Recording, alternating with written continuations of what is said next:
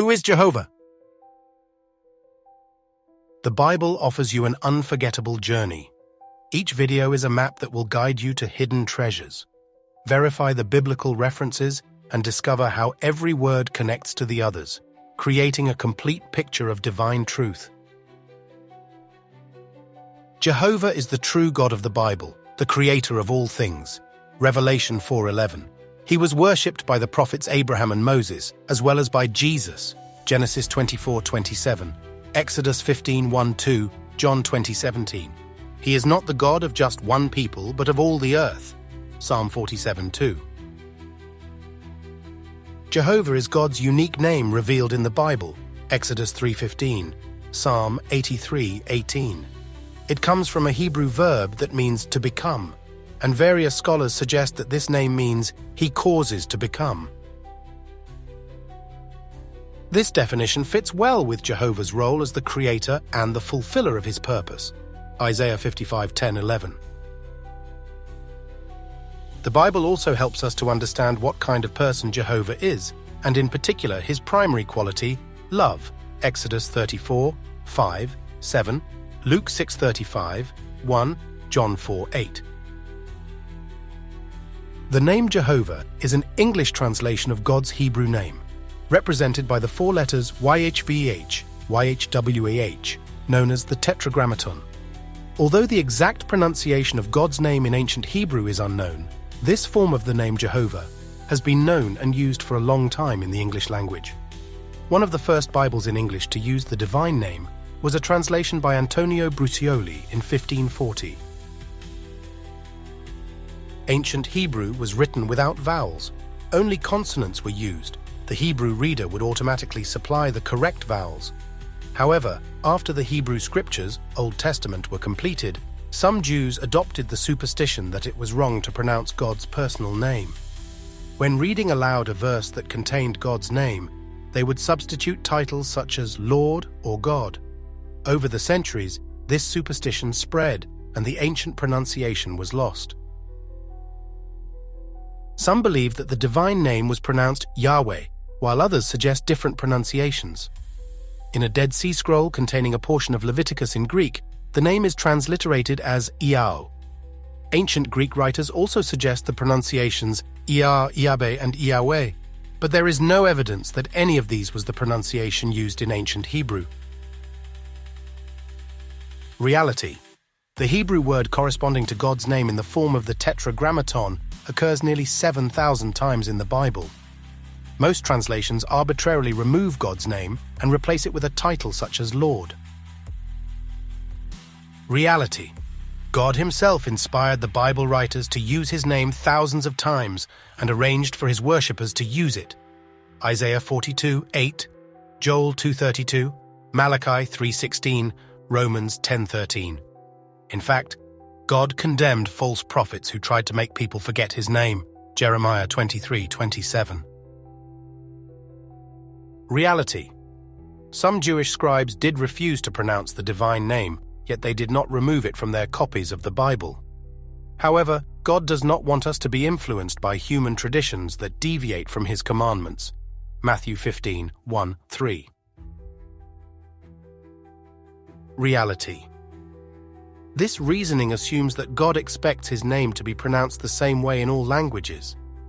However, the Bible indicates that in the past, God's worshippers who spoke different languages pronounced proper names in different ways.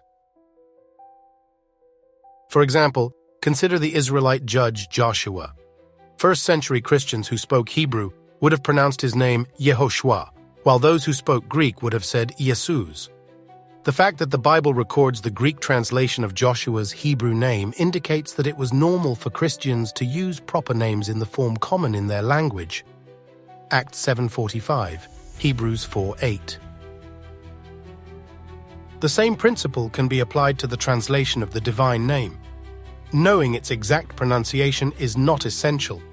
Far more important is that God's name be given its rightful place in the Bible. For more information, watch the video, The Divine Name in the Hebrew Scriptures and Greek Scriptures. Dead Sea Scroll from the first half of the 1st century CE containing a passage from the Psalms. The text is written in the Hebrew characters used after the Babylonian exile, while the Tetragrammaton appears several times in Paleo-Hebrew characters. The divine name, represented by the 4 Hebrew consonants YHWH known as the Tetragrammaton, appears nearly 7,000 times in the Hebrew scriptures. In this translation, the Tetragrammaton is rendered Jehovah. That name is by far the most frequently used in the Bible. Although inspired writers referred to God by many titles and descriptive terms, such as Almighty, Most High, and Lord, the Tetragrammaton is the only personal name they use to refer to God. Jehovah God himself caused Bible writers to use his name.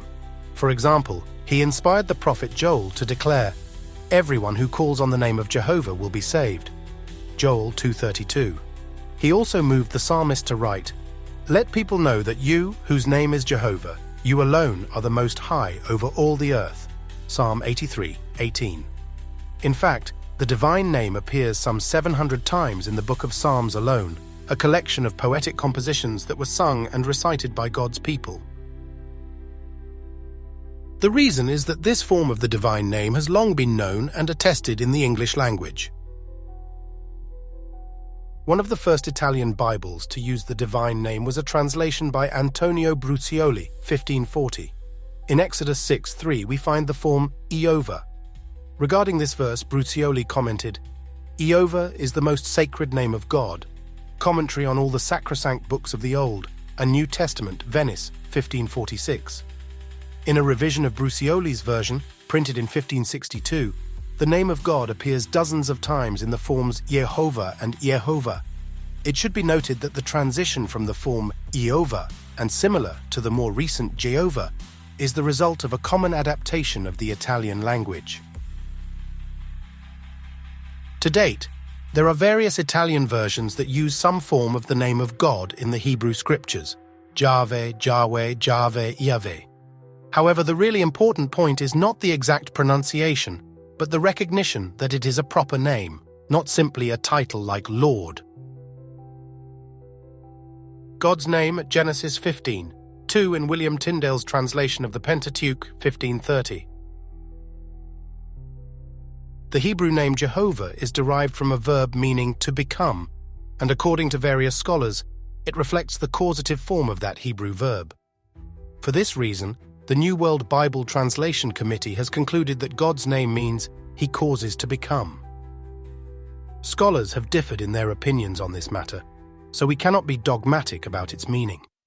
However, this definition accords well with Jehovah's role as the creator of all things and the fulfiller of His purpose. Thus, the meaning of the name Jehovah is not limited to the related verb found at Exodus 3:14, which reads, "I will become what I choose to become," or "I will prove to be what I prove to be." Strictly speaking, these words do not fully define God's name. Rather, they reveal an aspect of His personality, indicating that in each circumstance He becomes what is needed to fulfill His purpose. So while the meaning of the name Jehovah may include this idea, it is not limited to what He Himself chooses to become. It also includes what He causes to happen in connection with His creation and the outworking of His purpose. The Tetragrammaton YHWH, He causes to become, and the verb HWH, to become. Discover the divine name in the Christian Greek scriptures by watching the dedicated video. Subscribe to the channel to stay updated.